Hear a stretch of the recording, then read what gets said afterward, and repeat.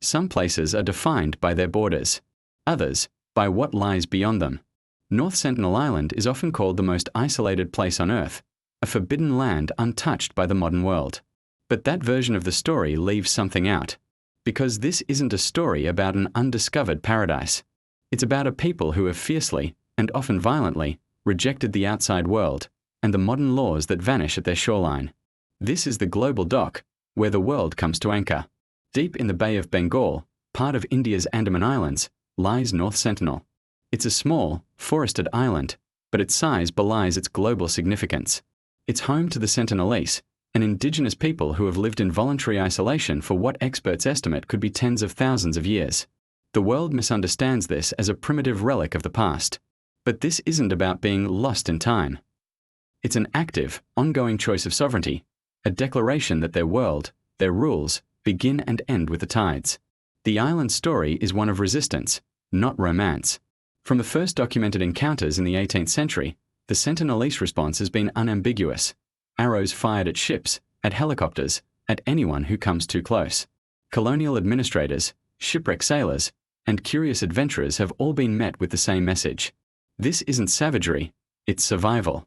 They are one of the last peoples on Earth to remain virtually untouched by global civilization, their language, customs, and identity preserved not by accident, but by force of will. Their history is a living counter-narrative to the age of exploration and globalization. Today, North Sentinel Island exists in a unique and fragile state. An Indian law, established in 1956, prohibits travel within 5 nautical miles of the island.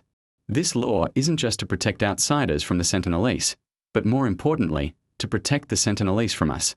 From diseases to which they have no immunity, from a world they have consistently and violently refused. The island is not a tourist destination. There are no experiences to be had, no foods to try, no neighborhoods to explore. It represents a boundary, a line that modern society has, for once, agreed not to cross. Its value is not in what you can see, but in what you must leave unseen.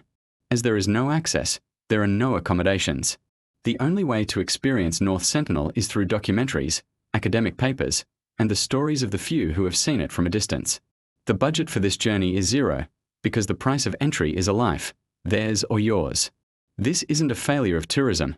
It's the ultimate success of a people's will to be left alone. It forces us to ask a difficult question.